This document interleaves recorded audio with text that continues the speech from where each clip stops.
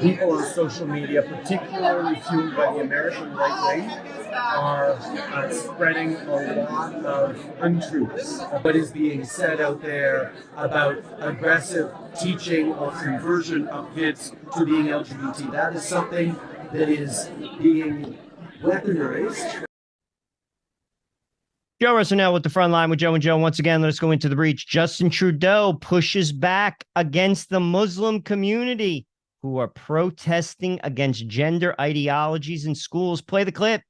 People on social media, particularly fueled by the American right wing, are spreading a lot of untruths. A challenging encounter was captured on film as Prime Minister Justin Trudeau faced questions from concerned Muslim parents. Which is something that, Islam has... The issue at hand, the teaching of gender ideology in schools.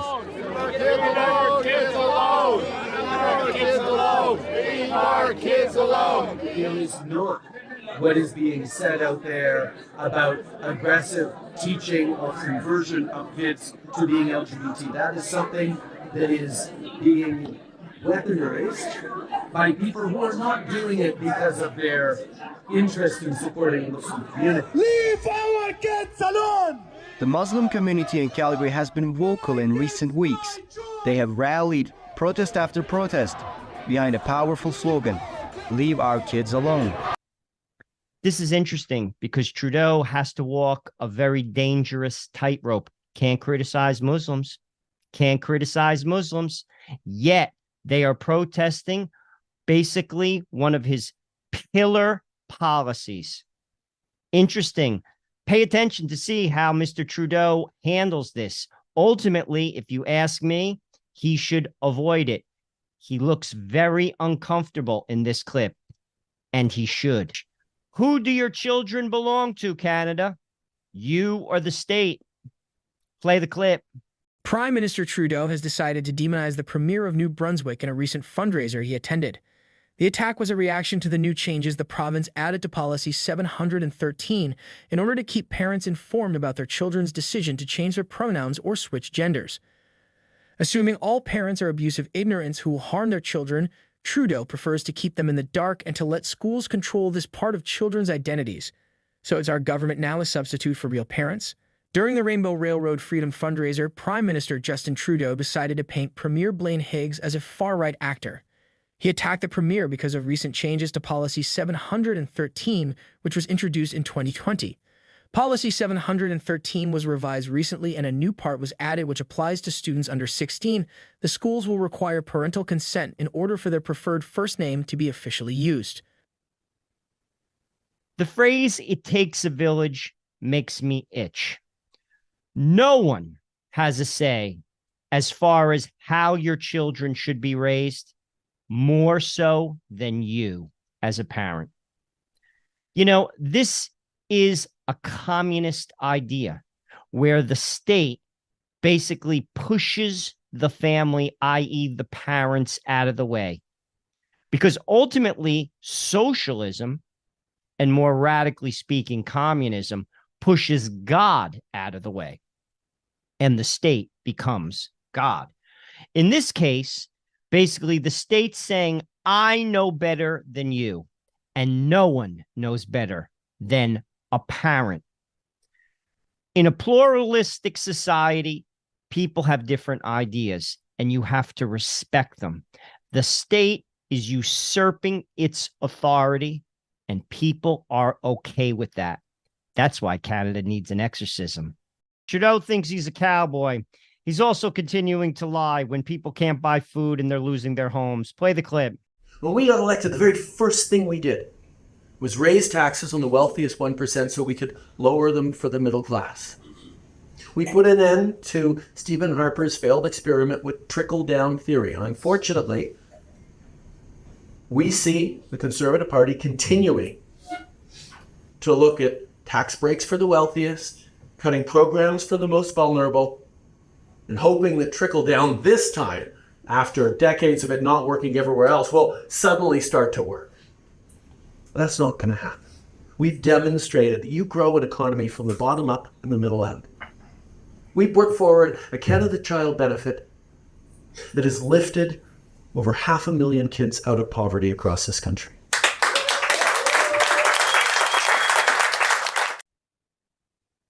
Rhetoric does not put food on the table. These people are delusional. They're delusional. Who's more delusional, though?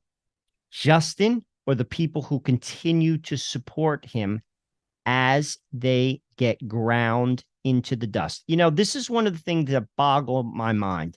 If you're wealthy and you buy into all of this climate alarmism and this woke nonsense and all of it, and you can afford it, we can agree to disagree. And I know people like this, but you still could pay your bills.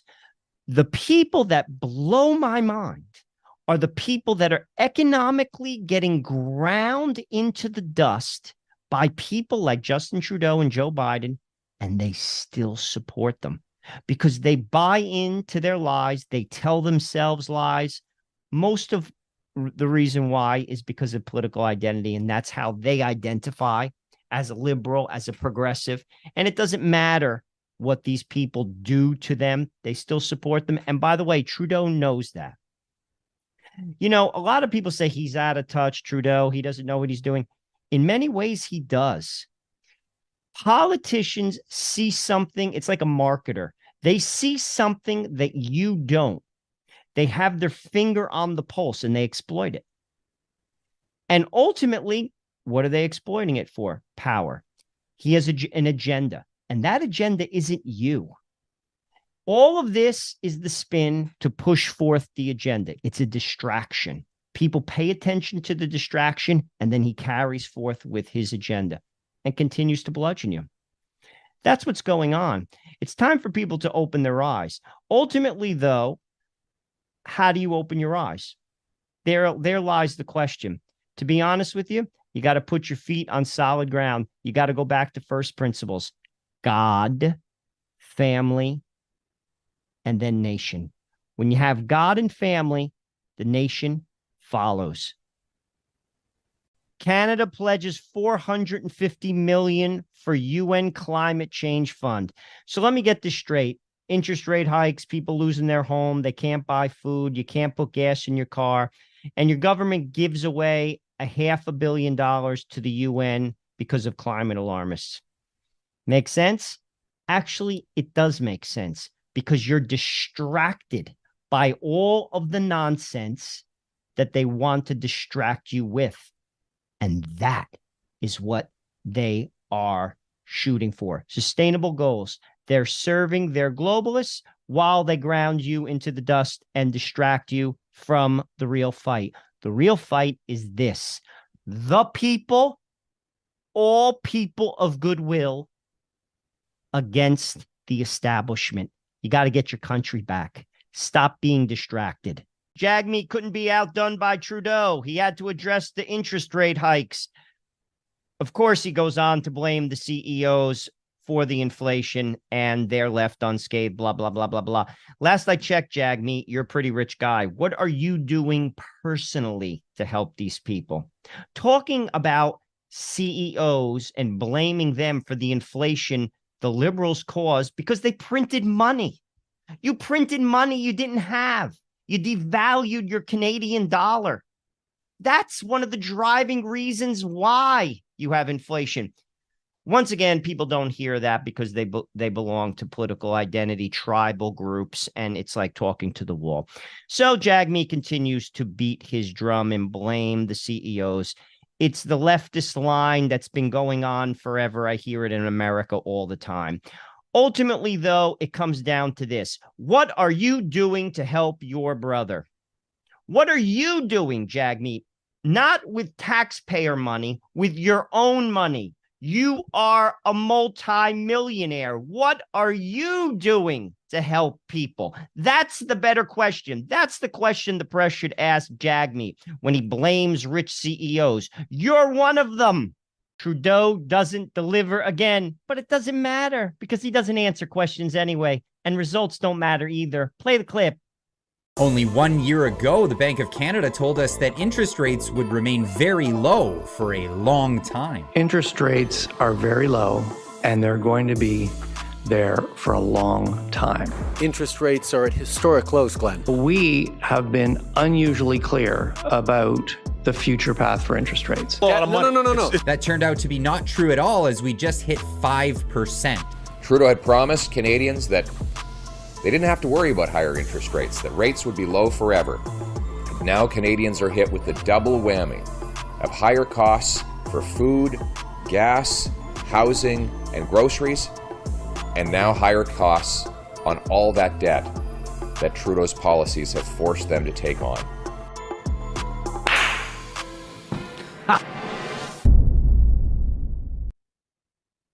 Interest rates will remain low. Mr. Trudeau, the interest rates just went up. I said that. Interest rates will rise. Does it matter? Do you care? You're going to vote for me anyway. Let's look at Mr. Trudeau and Joe Biden standing shoulder to shoulder at the NATO summit. Biden calls Zelensky Vladimir. Par for the course. Play the clip. Allies all agreed to lift the requirements for membership action plan for Ukraine and to create a path to NATO membership, while Ukraine continues to make progress on necessary reforms. But we're not waiting for that process to be finished to make the long-term commitments that we're making to Ukraine's security. Vladimir and I shouldn't be so familiar. Mr. Zelensky and I talked about the kind of guarantees we could make in the meantime. Notice the face of Italy's Meloni as she basically stares at Biden.